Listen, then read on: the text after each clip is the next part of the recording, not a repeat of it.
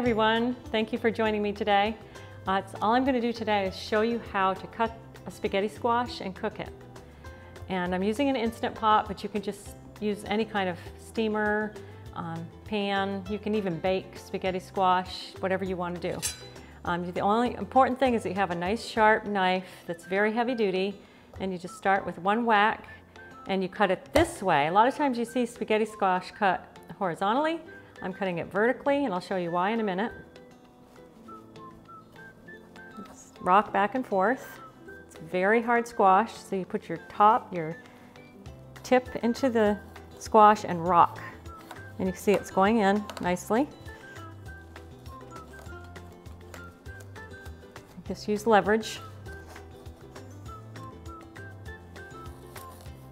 And I'm moving the squash instead of the knife, so I don't risk cutting myself.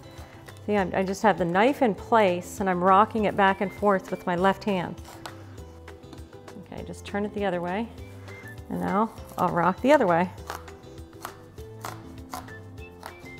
Once you get about halfway through, it becomes really easy.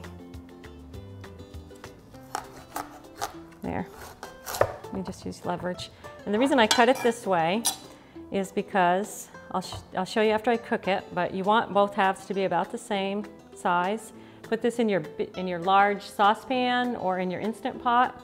If you're using the Instant Pot, just set it inside here with about a cup of water. Pour the water in the bottom of the pan, and then set it at 5 minutes for steam. Pressure cook. 5 minutes, and turn the keep warm function off and let it cook. It takes about 5 minutes to reach pressure, then it takes 5 minutes to cook, and then about another 20 minutes to manually release the pressure, and then it's done.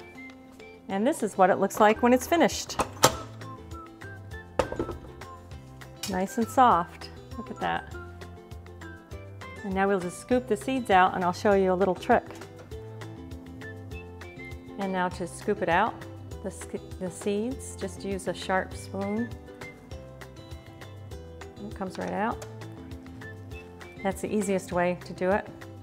You can scoop the seeds out before you cook it, but you don't really need to. It's a lot easier that way. It scoops out really nice. And the reason that you wanted to cut it vertically instead of horizontally is that the noodles go around this way, so you have longer noodles. See how the noodles come out like spaghetti? So you've got these really nice long noodles. Okay, and now you can use this in any recipe. Doesn't that look delicious? Use your favorite marinara sauce, or you can use this in soups or stews. It's amazing. I love this vegetable. I even make a biscuit, a spaghetti squash biscuit that's so good. Thanks for joining me. For more videos like this one, be sure to check out our website and our social media channels, and subscribe to us on YouTube.